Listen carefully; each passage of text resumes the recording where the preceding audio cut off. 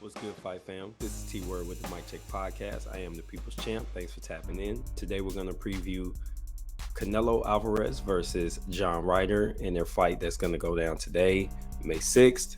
But before we get into the video, don't forget to like, comment, and subscribe. We do appreciate your feedback. All right, so Canelo and Ryder are going to go ahead and get into the ring on the DAZN pay-per-view later on today. And with one of the bigger fights in boxing of the year, probably the biggest, just happening about 2 weeks ago. This fight has kind of been pushed to the side and swept under the rug. It just doesn't have the same buzz as the Gervonta Davis Ryan Garcia fight. So a lot of people didn't necessarily forget about it, but it hasn't been getting a lot of conversation. I haven't seen a lot of in-depth breakdowns. I'm not even about to do an in-depth breakdown. And for the most part, most people just haven't found a way to get really excited about this fight because it's more or less a comeback fight for Canelo. I guess you could call it a tune-up to some degree because he's coming off an injury, surgery for an injury, so he's been out of the ring a little bit. His last fight was against Triple G, Gennady Golovkin, which he won. So it's kind of like, is this a pay-per-view worthy fight in terms of not the significance per se, because obviously Ryder's competing for a title here. This is a title fight.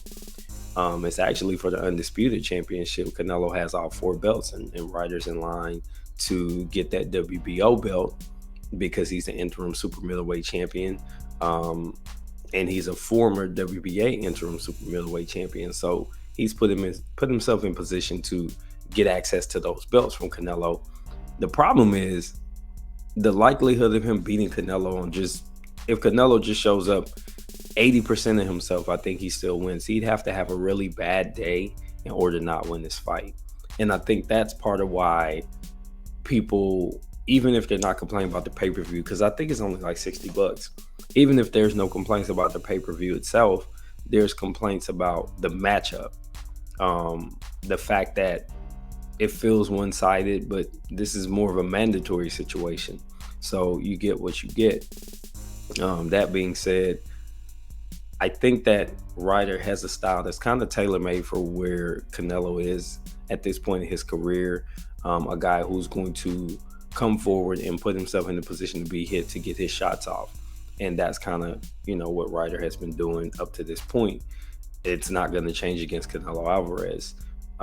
So you're gonna see Canelo fill him out. You're gonna see him test out his wrist and make sure everything is good.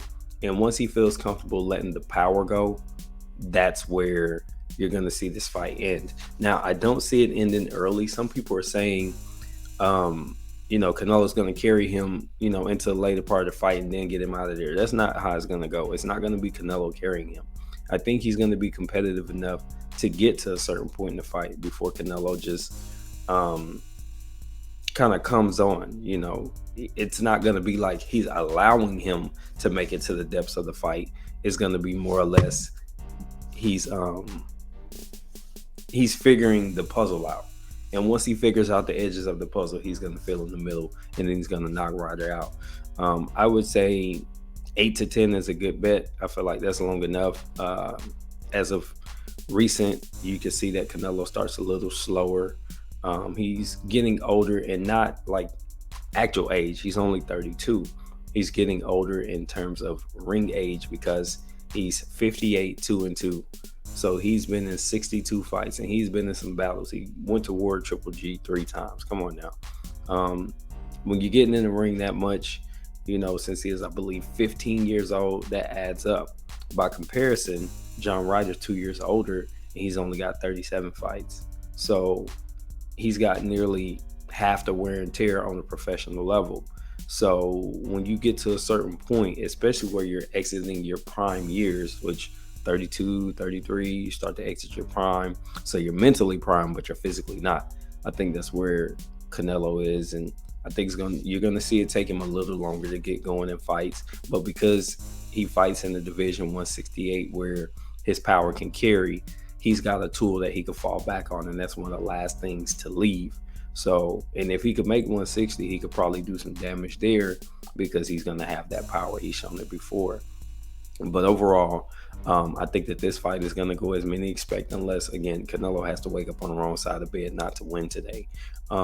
So I'm predicting a stoppage, whether it be KO, TKO, the ref just sees enough and he's just beating Ryder up, whatever. KO 8-10.